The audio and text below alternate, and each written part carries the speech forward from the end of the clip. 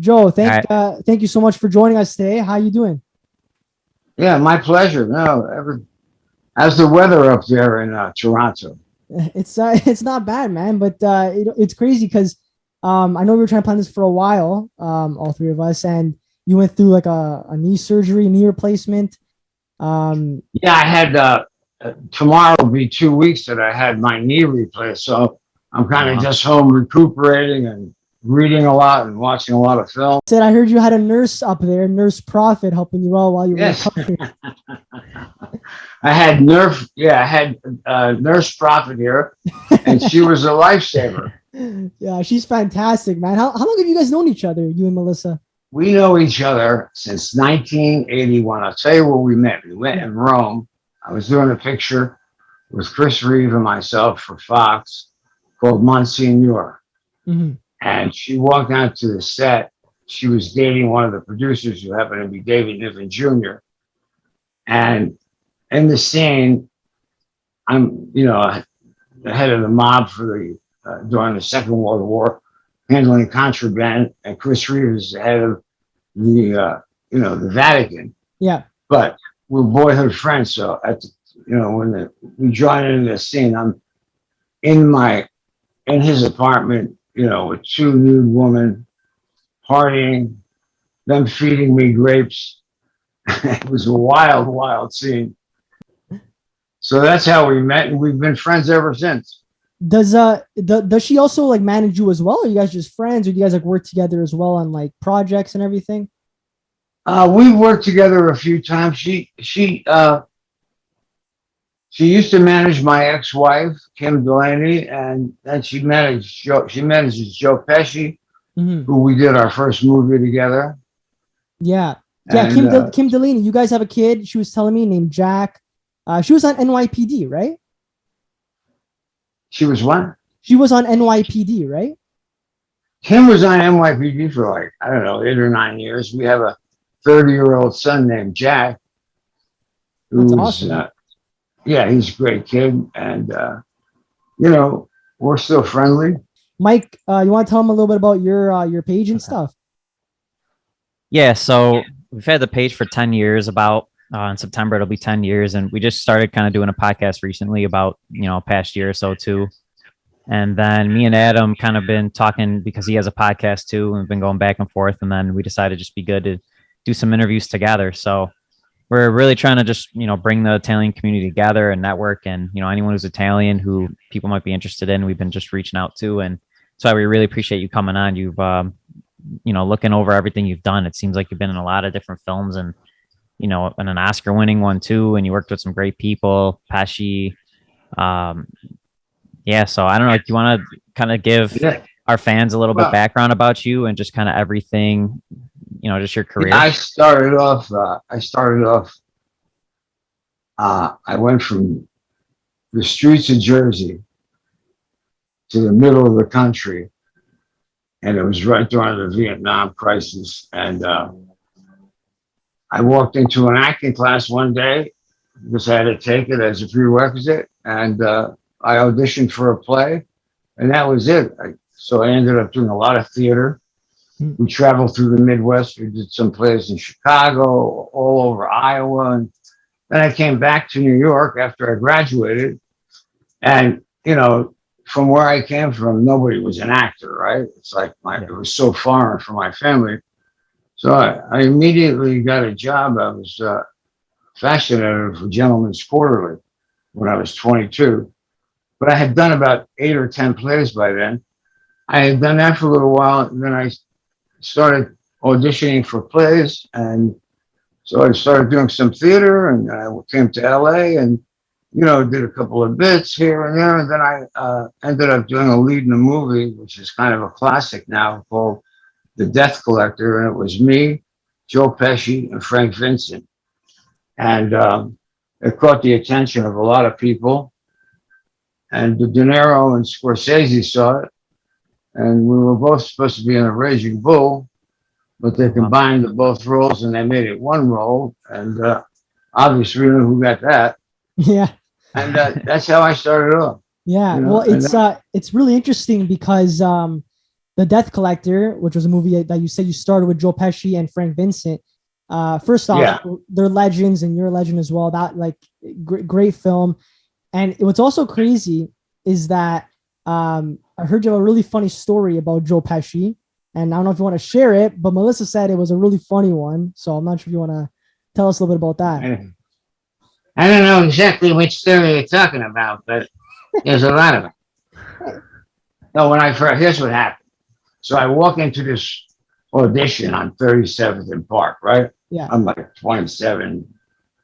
I don't think I'm 28 years old yet. And there's a room full of actors.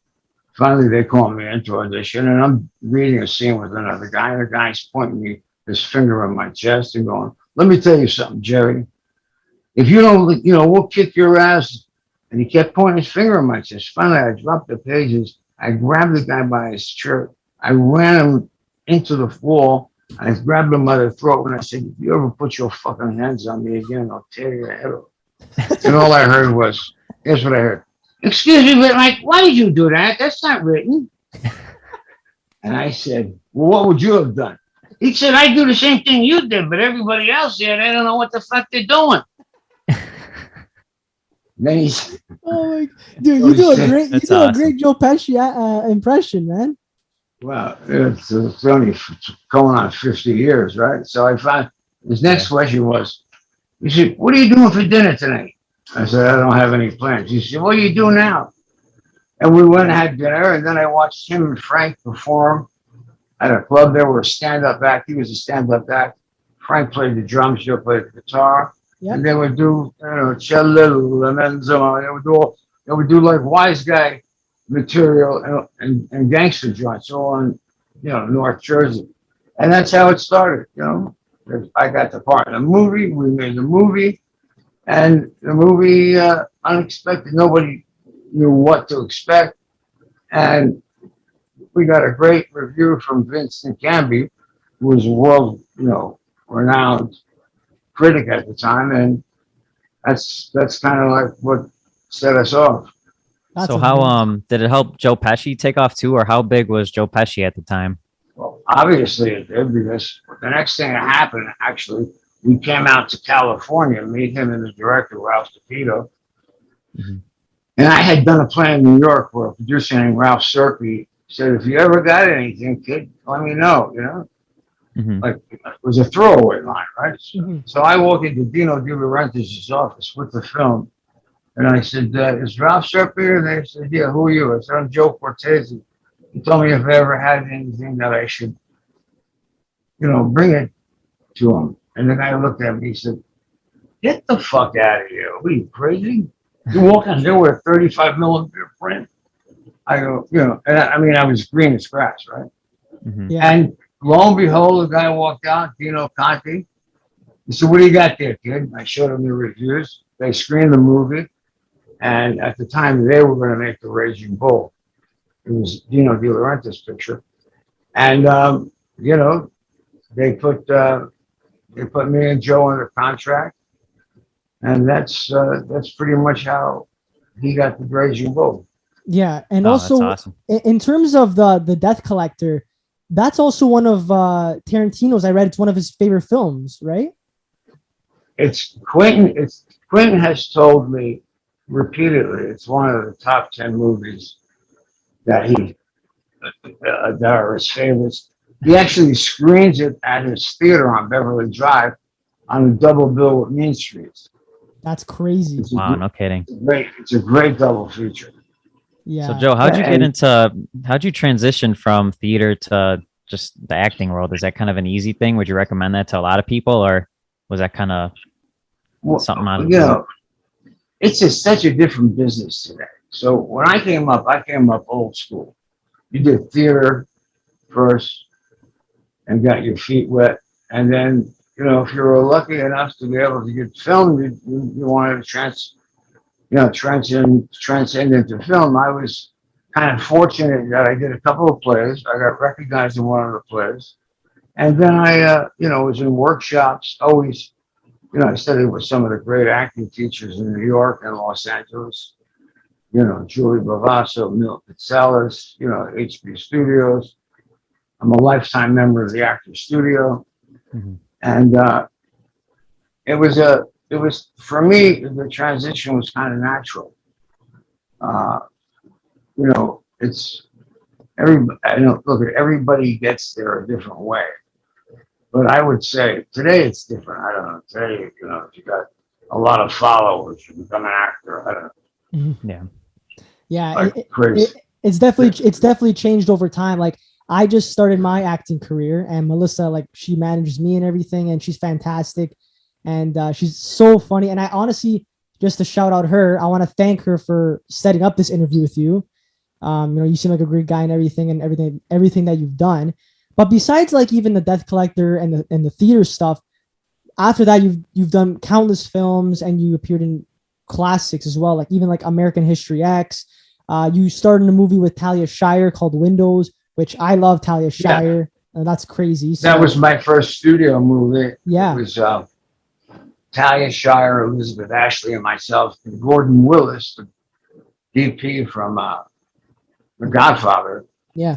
It was his directorial debut. And all I'll say is that he's one of the greatest directors of photography ever, but he was not a film director. Mm-hmm. So it was, you know, it was crazy enough. 30 years later, the picture has now become a classic amongst, you know, a lot of different social groups. But it was my first studio movie. We shot it in New York. At the time, I was in rehearsal to do a Broadway play with Danny Aiello, who's a good friend. And, you know, I got this movie and, you know, I went from there to starring in my next movie with Christopher Reeve for Frank Perry and David David Jr. and Frank Gablos were the producers.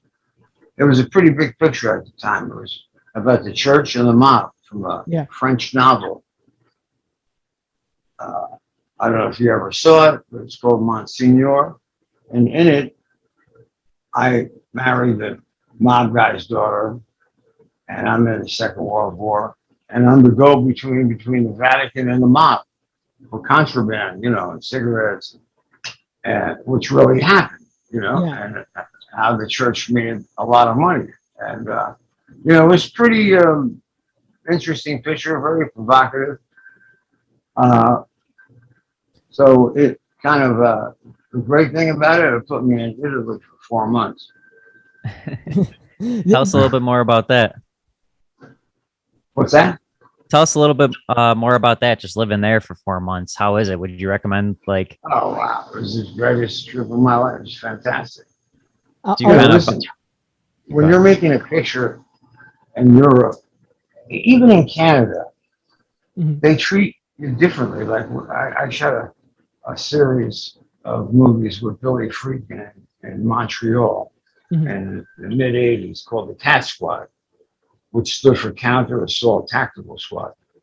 And, you know, in Montreal and all of Canada, they recognize directors and actors on a different level than they do in America. So it was a really interesting experience. One of the great things about having a career when it's working for you is, you know, I've worked in some very interesting countries all over the world. Yeah, well, it's funny.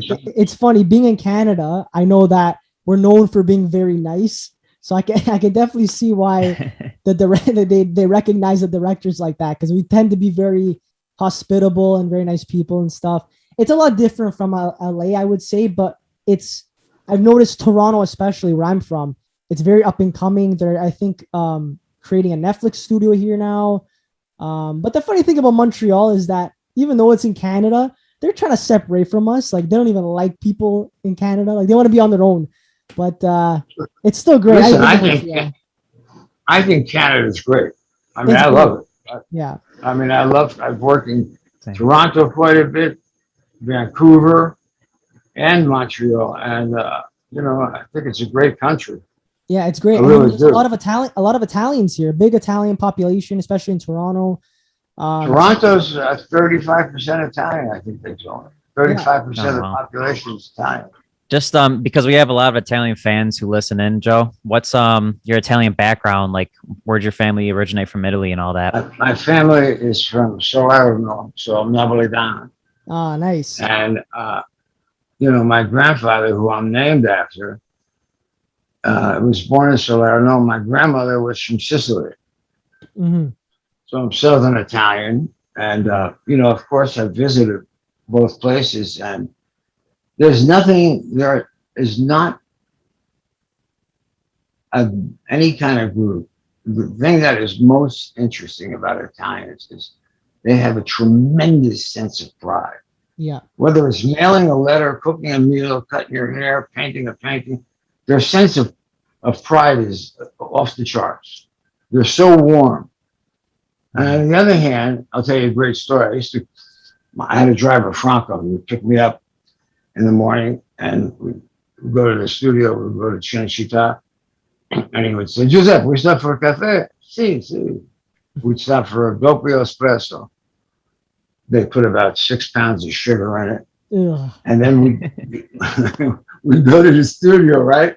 So one day we were driving here and there was this traffic jam and it was like insane. You know, people for like a quarter of a mile, there was nothing. It was a sea of yellow cabs of people screaming, blowing a horn, right? So after I've had the espresso, I got caught up into it and I'm like out of the car saying, hit this son of a bitch.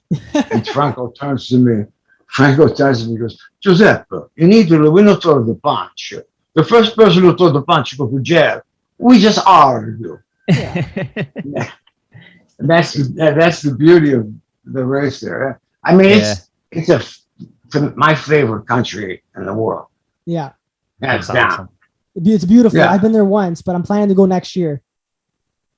Yeah, no, I've made a couple pictures there. I made a picture there about 7 or 8 years ago with a great director named Abel Ferrara. Mm-hmm. You know who Abel is? I've heard, yeah. Yeah, Abel did China Doll. I mean, he's done a lot. He did the Bad Lieutenant, which was great. He did the original Bad Lieutenant with Harvey Keitel, which is, I mean, really a raw, great, gritty picture. And he's a real artist. As a matter of fact, Abel still lives there, and he's doing pictures. Yeah. Well, it's just crazy because even in you mentioned about like in Italy, for example, they're all about their pride, right? And I think, did that have a lot of impact on you for your acting career? Like, you know, every script you got, every role you got, you really like gave it your all, and you really had a sense of pride with that as well. Like, you know, oh, I'm gonna nail this role. I'm gonna be the best at it. I'm gonna put my all into it. Did you have those values as well when it came to acting? Those Italian values? Do I have that? What was the last part of the question? Like, do those Italian values pass on into your career? You know, what I've tried to do is be as diverse as possible. So interesting enough, I mean, I've recently played Roger Stone. I played James Earl Ray in a movie, Mm-hmm. Southern kind of character. I played Armani. You know, I've tried to not be pigeonholed into characters whose last name end in a vowel, if you know what I mean. Instead, I didn't want to be pigeonholed into being just an Italian. You know what I mean? And you know, I felt like that I had the range to do that. So, yeah, I when I take a role, it's all about the writing. If it's not on the page, forget it. Yeah. So how do you prepare for a role? Like, we noticed like in Green Book, it was kind of a smaller role. Does you prepare differently for smaller roles and bigger roles, or is it easier to kind of get into the character when it's a bigger role? Not necessarily. I prepare the same way. I mean, a lot of people don't know the true story. Tony Lip, who Vigo played, right? Mm-hmm. Tony Lip was really a bouncer at the Copa. Tony Lip happened to be my friend Nick Vallelongo's father, who wrote it and produced it. Wow. Originally, the story was when sent the script to me, the character was written as Frank Sinatra. That That's story really interesting. happened to Sinatra. Sinatra walked into the Copa, with his entourage, and checked in, and then got into some kind of beef. And Vigo, or Tony Lips, same guy, really stole the hat. Then when Sinatra left, he went around the corner to Jilly's, where Jilly's was Frank's good friend and a great hangout. It was right around the corner from the Copa. And he walked into the Copa and he threw his hat on the table, exactly like it happened. So when they send me the script, I'm reading it, and they said, Pete Farley wants to meet you for this. I go, for what role? The Sinatra role. I said, are you fucking crazy? I mean, I got a lot in my bag, man, but they said, no, he just wants to meet you. I said, all right. So I went and met him, and it happened to be the same casting person who had cast me in the Freakin' series called Cat Squad. And he said, look, we're not going to play it as Sinatra. We're going to play it as a captain in like the Genovese family. Because if we play it as Sinatra, it'll overshadow the picture. Yeah. And that's basically how that happened, Yeah, that's crazy. And even like your character in that movie Green Book, Gio Lo Scudo, right? Like that mob figure. Do you like playing mob figures? Did you grow up watching mob films? Because even acting with Frank Vincent, Joe Pesci, those are people that, again, like Frank Vincent, Sopranos, Goodfellas, Casino, Joe Pesci, same thing, all these films. So I guess you're into that type of genre as well. You like that stuff? Well, yeah, listen, I mean, they're the most exciting, colorful characters to play. I mean, when I want to play Dr. Jonas Salk, who, invented the polio, the shot for polio, or would I want to be playing a mob guy who's a flashy mob guy? The flashy mob guy is more interesting. It is. Yeah, I can see that. You know what I'm saying? It's just a more interesting, and I always look for is color in a character. So I've been able to do both in some respects, but in answer to your question, yeah, the mob guys are interesting because they're more exciting and they're more memorable. Absolutely. I just think sometimes nowadays with the mob films, it's not like how it used to be, in my opinion. Like, and now everyone's trying to make a mob film, and it's so hard because it can come off really corny sometimes, or it can come off not as great, like not a powerful story, because a lot of the original ideas have been done, right? So that's the problem nowadays with mob films that I'm noticing. But for movies like Goodfellas, Casino, even the new movie, The Many Saints of Newark, that Sopranos prequel, that's going to do very well, I think, because it's just an original idea. So, Well, there's a sense of realism that is heightened, because for one thing, if you really know that life, mm-hmm. And again, that's where research comes in. You know what that life's really about. So you know the way that person acts, how he talks, how he walks, what he thinks, and I approach every role the same. I do my research, right? I exhaust everything, and then I take it and I tie it up in a big knot in a bag and I throw it out the window, and then whatever comes out, comes out. I let it filter through me, and then innately it comes out naturally from it. Mm-hmm. So when you're picking films, amount of research. Yeah.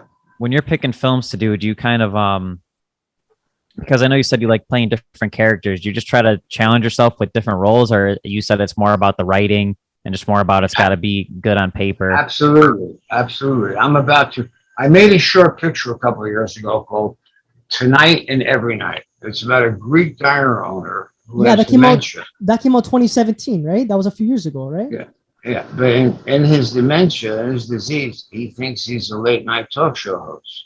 True story. So I meet this woman who my manager sets up, and they paid me $200 a day, right? It was not much money, right? And then he sent me the script. They said, this is it. there's an offer of $200 a day. I read it. I met the director and I said, I'm absolutely going to do this. I love the script. Now, the short, we received rave reviews and have now developed it into a full-length feature. But it's a different kind of character. I'm playing a guy with dementia who thinks he's Johnny Carson. Wow. In his mind, we go into his head, right? And what's great about this movie is dementia is a disease that touches 1 out of every 4 or 5 people in the world. So this is told in such a unique way that it's funny, it's charming, it's touching, it's sad, and it's a real. I think it's a real powerful piece. Yeah, it should hit home for a lot of people, I'm sure. Yeah, it's a picture that is going to help, help people in a certain way. It's awesome. And, I love it. It's something I'm really proud of. I'm really proud of the short.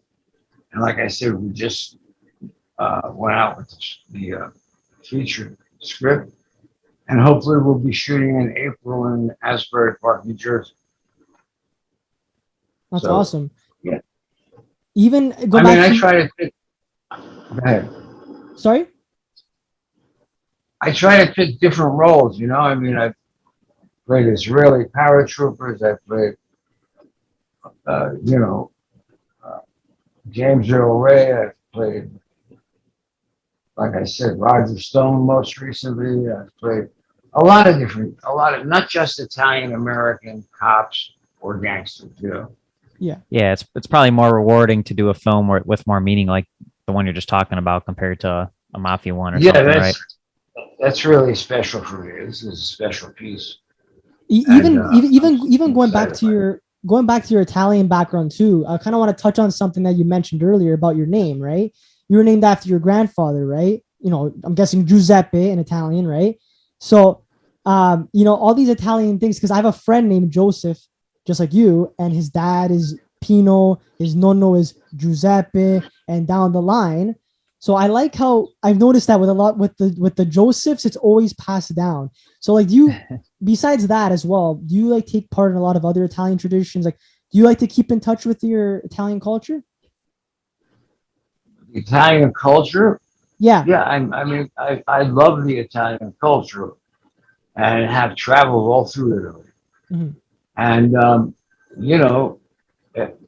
it's partly, look, it's ingrained in our blood, right? It's in our bones. But I've learned to be so appreciative of it, because when you really go there and you see, like for me, the peasant dishes that they make are fabulous. Broccoli and sausage, Yeah. rigatoni, great cheese, and they're so diverse. I mean, the art, the music, the fashion, the film, the Italian filmmakers. I mean, I've seen, when I was in making Monsignor, I saw all the De Sica movies. And I remember sitting in the theater watching The Bicycle Thief. And I was all by myself. And then the lights came up. And I looked over to my left, and there was another fellow sitting there. And I looked at him, and he said, it was one of my father's favorites. And it was Manuel De Sica, who was Vittorio De Sica's son, who had done the music for the Garden of Finzi Continents. I don't know if you've ever seen the picture. No, I haven't. Italian picture. Yeah. So I studied a lot of Italian culture, Italian film from that on, and started to see a lot more Italian films, and still do to this day. So it's such a rich country with culture. It's got so many things to offer. Mm-hmm. Got so many things to offer. Yeah, I think that's why too. That probably played a role in GREENBOOK, because I know it's got a little Italian culture in there for sure. For sure. The scene in the end, yeah, when he comes over, I mean, it's priceless. Yeah, priceless. Exactly. Tell us a little bit more about that, just because it won an Oscar. How did it feel to be in a movie that won an Oscar like that? And just, I'm sure it got, I don't know, did you get a lot of traction, or what was the aftermath of it for you? It was, what was great about it, it happened so fast. I was shooting the picture in January of 2018, and by February 2019, we won the Oscar. It was an incredible ride. I mean, it was just insane. I was in New Orleans for a couple of weeks. I shot a couple more scenes that were cut for whatever reason. And it was just an incredible ride. I'll tell you a great story that happened to me. The first day I was shooting, we were shooting a scene where Vigo comes in, he throws a hat on the table, right? Mm. So I didn't really know Vigo, right? But he came up to me and goes, "You're fucking nailing it every time, buddy. Great stuff." I said, "Oh, thanks." So we became friendly, you know? Mm-hmm. Yeah. So at the end of the movie, 2 weeks had passed, and it was my last night, and it was near the end of the movie, right? So I was like, I wrapped like 3 o'clock in the morning. I go back to my hotel. They're still shooting. At 6:30, I get a knock on the door. "Mr. Cortese, open up an emergency." Holy shit, man. I wake up, I got like Nick Nolte there. Where the fuck am I? I open the door, and standing there is a security guard, Viggo Mortensen, Nick Vallelongo, and Peter Farley. And Vigo's got the hat in his hand. And he said, "Joey, what's right is right. You got to keep this hat." And he hands me the hat. Oh, so you still have it now? What's that? You still have the hat with you now? Of course I do. Do I have it? I have it sealed in a box. That is so cool. Yeah. I'm gonna have it encased in plastic, you know, and like a piece of art, you know. Yeah, yeah. Because I have a lot of art in my house. I love painters. You know. Yeah. To me, that's one of the most exciting art forms. Yeah, it is. It's the most. But it was a very cool story, and I told the story. And once I told the story, man, it was like wildfire. I mean, everybody picked up on the story. Yeah, for sure. So, and that's who Vigo is. Great guy. Yeah, you know what's also cool that you mentioned, like just becoming friends with these actors, even like throughout your whole career, not even just with Vigo, with everybody. It goes to show that doesn't matter how old you are, how young you are, where you're from, everybody brings something good to the table, right? Everybody. You know what I mean? Everybody's got to bring something to the table. Yeah, and it's a cool industry. That's why I'm getting into it as well, because I love networking, talking people such as yourself. So you're an actor? You're an actor too? I just started 2 weeks ago, so hopefully I land some roles. Well, good luck. Thank you, man. Thank you. Because that's a big part of it. Yep. Yeah. A lot of it's luck, and a lot of it's the people you work with. So, you know, again, shout out to Melissa. Yeah, you know, look, you can have all the goods, but you still have to have a little bit of buona fortuna. Oh, of course. Capish? Capito. So it was a, you know, it's a great story, you know, and everybody picked up on the hat story. And it was just an exciting experience. And then it was like, it went from wrapping the picture like in February, and by September we're in Toronto, and the Toronto Film Festival. Like, we just got in and had no idea what the picture looked like, and then I was in a theater with all of us, like 2,000 people maybe, and when the picture played, you could hear a pin drop. When the picture was over, it was thunderous. 2,000 people were on their feet applauding. It was really pretty special. Yeah, it had to be a good feeling. Yeah, it was pretty exciting. I had never had that kind. I mean, I've been in some movies that were received well, but this was over the moon. Yeah, I got you. You could tell right away it was like a Oscar-winning movie then, huh? Everybody knew. As soon as that picture was over, everybody knew that we were going to get. Oh, that's awesome. That's awesome. Everybody knew that there was a very good chance we were going to get nominated and that it was a special picture. And the more that it screened, then then it gets the traction, and it's an exciting time because you're going to screenings. And I remember Nick Valalongo calling me, who happened to be a friend of mine who I did a play with 30 years ago. And this was really his story, right? His father's story. And he's saying, we just came from the first test screening. I said, yeah, how are the numbers? He said, 98%. Unheard of. Yeah. I said, really? He said, yeah, it's so good that Focus Features doesn't really believe it. They said, look, this is a fluke. Let's test it again. 5 days later, they tested again. He calls me up. I said, dude, we hit 98%? He goes, no, we hit 99%. That's when everybody knew. That's crazy. That's when Spielberg saw it. Spielberg called the head of Universal and said, Christmas has come early. Yeah. And Steven was a big supporter of the film. Yeah. So it was really exciting.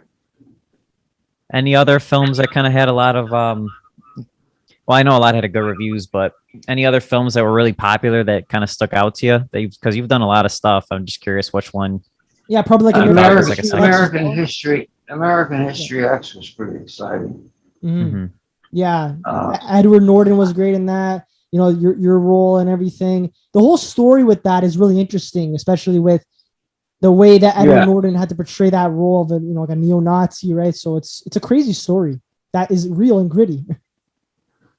Yeah, they tell me that American History X and Green Book are two of the top 100 movies.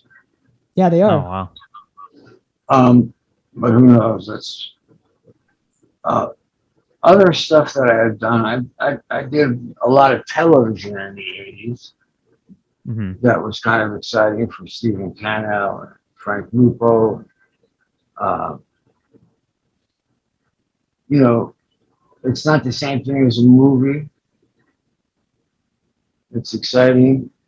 A lot of people see it, but there's nothing like a movie that, the Green Book experience. Nothing makes up to that. Yeah. Nothing. So you like doing movies more than shows? Because I saw you were in the Gianni Versace show. Right. I don't know, and that one got pretty good traction too. So I don't know. You just have way more fun with movies, you think, than TV shows, or what's kind of the difference with working on a show versus a movie? You know what? I act the same in front of the camera for television, film, whatever. I don't change the way I act for the format. Mm-hmm. It's all the same. It's just different venue. Yeah. But acting is acting, wherever you're doing it.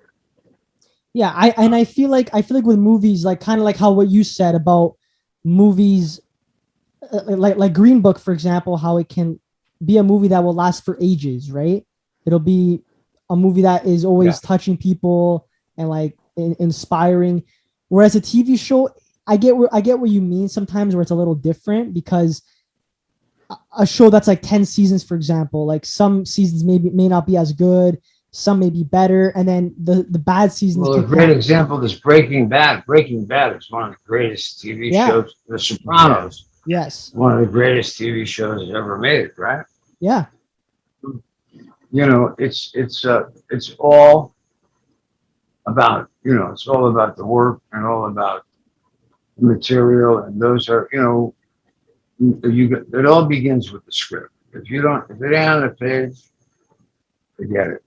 So good writing is what it's all about, And Joe, you're still involved with theater stuff today? With who? You're still involved in theater. It says you're a founding member of a theater in Los Angeles. Tell us a little bit about that. But with theater stuff?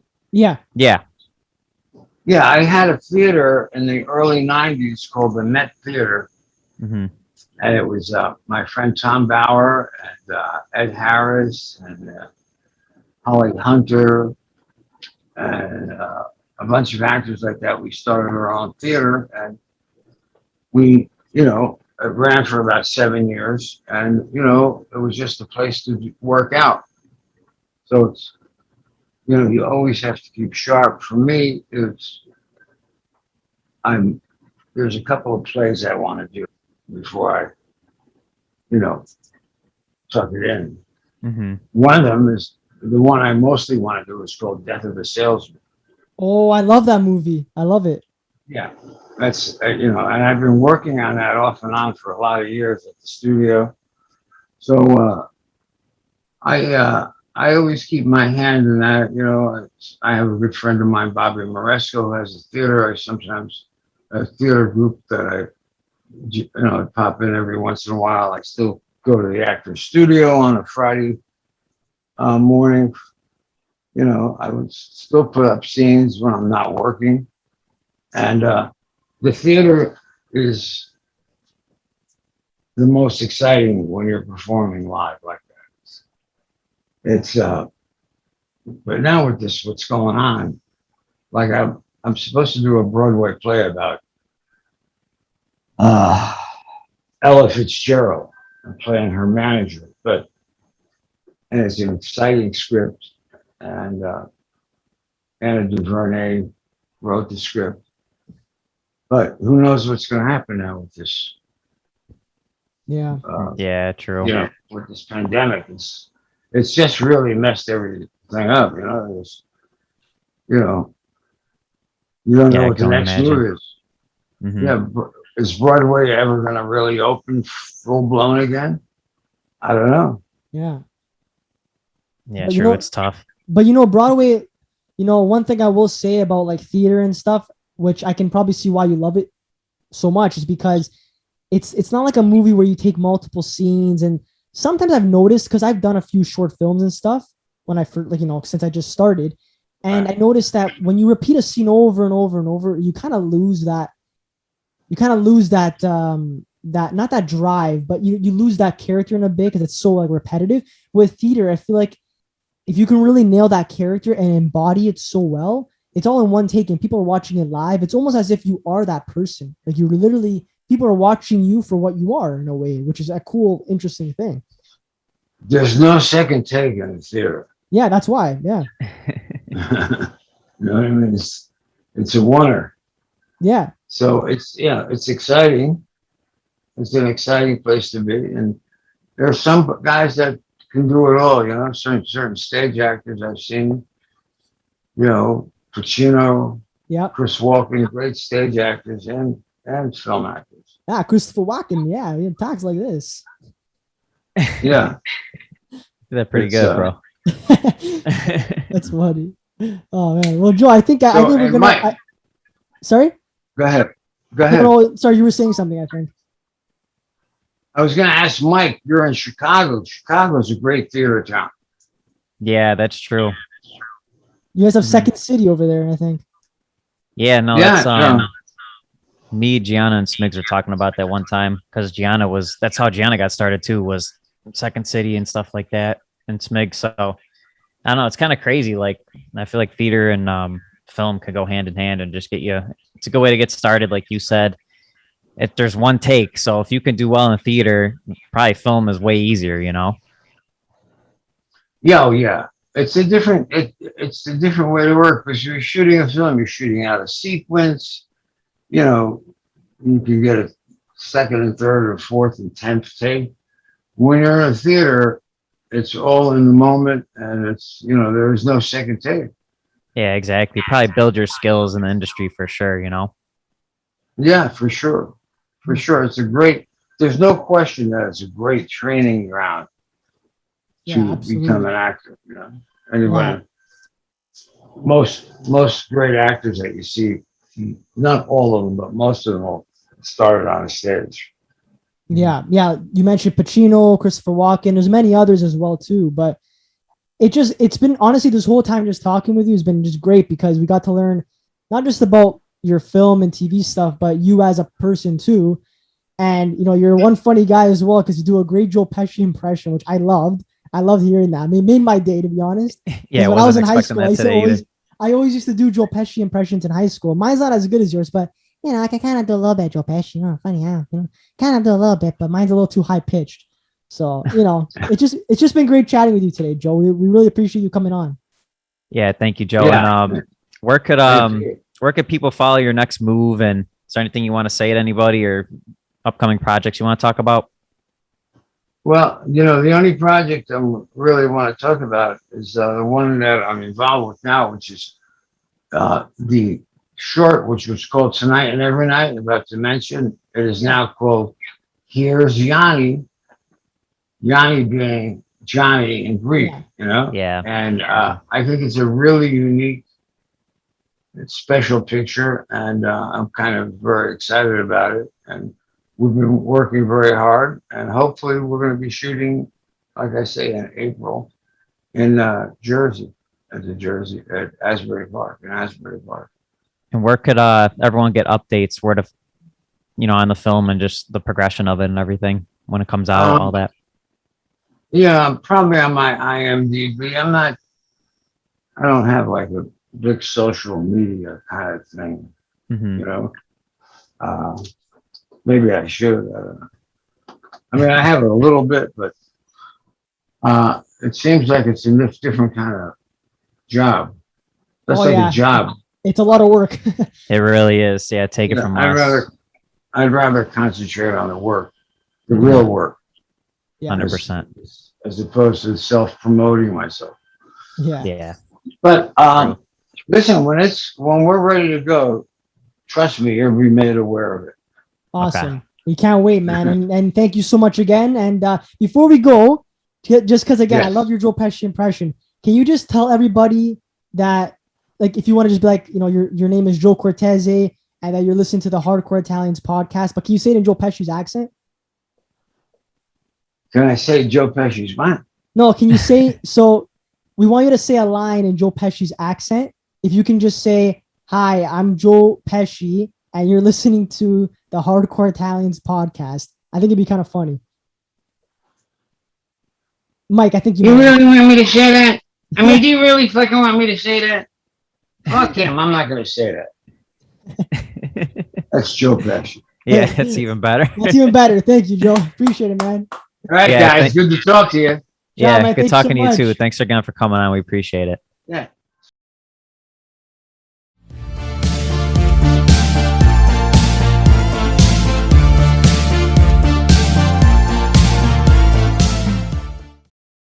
What is up, everybody? Welcome back to At the Box Office. I'm your host, Luke Smith.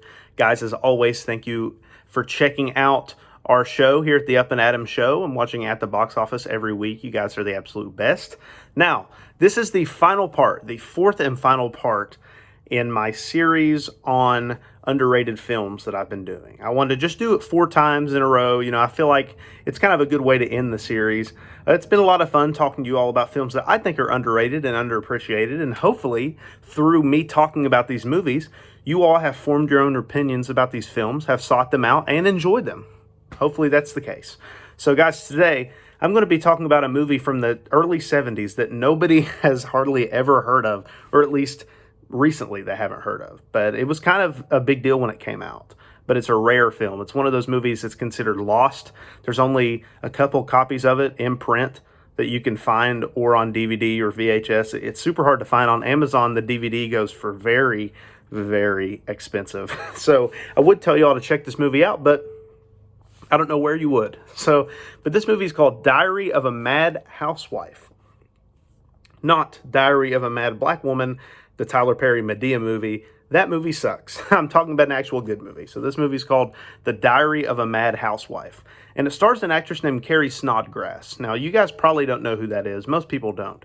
She passed away many, many years ago now. But she was actually nominated for the Academy Award for leading actress for this movie at the 1972 Oscars. No joke. She deserves it. She's fantastic in this movie. But Carrie Snodgrass plays a woman who is a housewife, like the title implies, and she is just horribly mistreated all the time, has a horrible home life. She essentially is mistreated by her husband. He is a successful businessman. It never goes like totally into what he does, but all you need to know is that this guy sucks. He is a horrible husband, just like the absolute, oh gosh, he's so sexist, and it really embodies how men were, and in a lot of ways still are, towards their wives at this time, and it's just really sad and unfortunate. But basically, the movie is a story about this character kind of going insane over the fact of how mistreated she is and how horrible her life is. He specifically orders her around to do certain things. If she doesn't do something particularly well that he likes, then he just gets so mad and abusive towards her. Also, her children are very disrespectful and not nice to her, and that's really sad to see. And you see that a lot. If one parent is rude to the other parent and mistreats them, children kind of take on that behavior of what they observe, and they're very mean to her too, despite her only wanting to love and take care of them.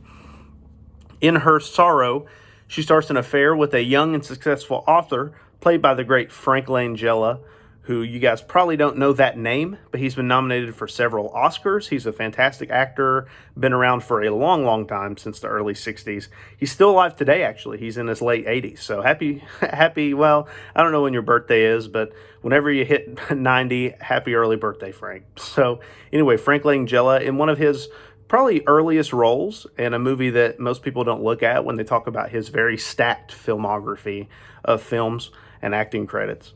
But he plays this writer who's quite a bit younger than her, and they start an affair. And he, just like her husband, also treats her horribly, but in a different way than her husband. While her husband is very bossy towards her and neglectful of her, this character, Frank Langella's character, basically just uses her as a sex object. She likes him, and she wants to be more with him. She wants to pursue a relationship with him and escape this life she's living. And it's sad to see this woman who's been tormented at home go off and find a guy that she really cares about, and he just treats her awful. He's just like, I don't want to have anything to do with you. Once we have sex, basically get out of here. It's just really hard to see. This movie's a lot like In the Company of Men, similar kind of long titles there. A movie that I talked about a couple episodes ago that I also really like, where it's about a woman who is treated horribly by men in her life. And it's really sad to see. Again, this, to me anyway, I'm not qualified to talk about this because I'm a man. So I'm not a student of gender studies or anything like that. I'm just a guy from Kentucky who makes YouTube videos. So I'm not totally qualified to talk about this, but in my opinion, this is a very, just like In the Company of Men, this is an even earlier example of a feminist movie, of a movie where our female main character is subjected to the horrors that men in her life put her through. And it's really tragic. And just like In the Company of Men, also, it is really, really, really hard to watch at times, and it ends on a depressing note. Her life doesn't get better. She just spirals into just despair. It's just really hard to watch. It's not a fun watch at all. And the only way I watched it was I watched it on YouTube. Somebody uploaded the entire movie to YouTube in different parts. Now, the quality of that video is god-awful. But if you want to check it out, that would probably be the only way. Normally, I would want you to pay for and support the movies and the studios that I talk about on this show. But in this case, since it's a rare film and you can't find it on any streaming services or on Amazon anywhere, the DVD, like I said, is like close to $100 or more. It's kind of ridiculous, and there's only like 20 or so in print.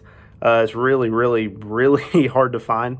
So I kind of recommend that you check it out on YouTube if you want to see it. But like I said, this is a movie that was nominated for a couple Oscars, not just for Carrie Snodgrass's performance, but also for Best Original Score, which is kind of funny because the score doesn't really stand out to me in this film much. And it also got nominated for Screenplay, and it didn't win that either. But yeah, guys, I really, really like this movie. It's really well made. Like I said, it's an example of a feminist movie. If you are a feminist and someone who is an activist in that field, I feel like this movie will probably be right up your alley, and it can give you a little bit more, I don't know, of like an early 70s perspective of what women were going through. But like I say, guys, I'm not qualified to talk about the gender stuff.